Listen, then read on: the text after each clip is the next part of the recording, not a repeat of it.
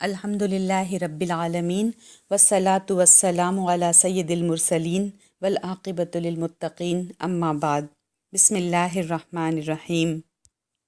دعا اور تقدیر کے بارے میں پائی جانے والی بے شمار الجھنیں دراصل تقدیر کے بارے میں پائے جانے والے غلط مفہوم کے باعث پیدا ہوتی ہیں۔ تقدیر کا صحیح مفہوم سمجھنے کے لیے کچھ باتوں کو، کچھ پوائنٹس کو ذہن میں رکھنا چاہیے۔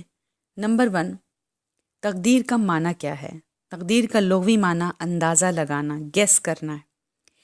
دوسری چیز، اللہ تعالیٰ کا علم اس قدر وسیع ہے، لامحدود ہے کہ ماضی، حال، مستقبل، غائب ہو یا حاضر، دن ہو یا رات، روشنی، تاریکی کی اصطلاحات اس کے لیے بالکل بے معنی ہیں۔ اللہ تعالیٰ کے لیے ہر چیز ایک کھلی کتاب کی طرح ہے۔ تیسرا پوائنٹ کہ اللہ کا علم وسیع اور لامحدود ہونے کی وجہ سے اس قدر یقینی ہے کہ اپنی مخلوق کے بارے میں اس کا لگایا ہوا اندازہ یا لکھی ہوئی تقدیر کبھی غلط نہیں ہو سکتی۔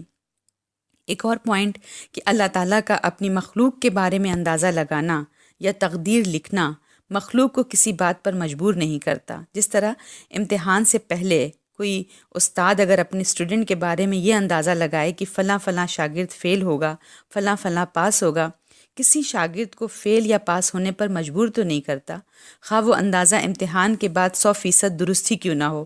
اسی طرح اللہ تعالیٰ کا اپنی مخلوق کے بارے میں اندازہ لگانا یا تقدیر لکھنا کسی کو کسی فیل پر ہرگز مجبور نہیں کرتا، کسی کام پر مجبور نہیں کرتا۔ ایک اور پوائنٹ ہے، کسی شخص کی تقدیر لکھنے کے بعد کیا اللہ تعالیٰ اس تقدیر کو بالکل ویسا ہی کرنے پر مجبور ہے یا اسے بدلنے پر قادر ہے؟ جواب یہ ہے کہ اللہ تعالیٰ اپنے فیصلوں کو بدلنے پر پوری طرح قادر ہے، اور یہ بات رسول اکرم صلی اللہ علیہ وسلم کی بعض دعاؤں سے ثابت ہوتی ہے کہ اللہ تعالیٰ بعض فیصلوں کو یقیناً بدلتے ہیں۔ دعائے قنوت میں نبی اکرم صلی اللہ علیہ وسلم سے یہ الفاظ ثابت ہیں، وقنی شر ما قضیت، مجھے اس برائی سے بچا لے جس کا تو نے فیصلہ کیا ہے۔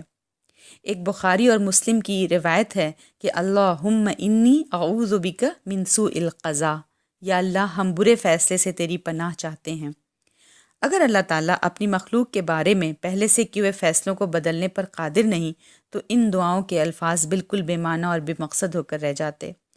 تو ان الفاظ کا صاف اور سیدھا مطلب یہی ہے کہ دعاؤں کے نتیجے میں اللہ تعالیٰ اپنے فیصلے یقیناً بدلتے ہیں۔ یہ بات نبی کریم صلی اللہ علیہ وسلم نے ایک حدیث میں بھی ارشاد فرمائی ہے کہ تقدیر کو کوئی شے نہیں بدل سکتی مگر دعا۔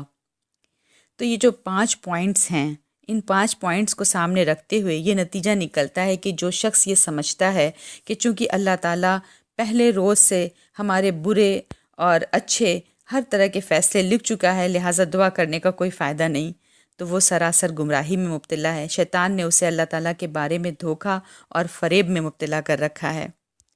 آج کی حدیث نمبر 3، دعا سے تقدیر بدل جاتی ہے۔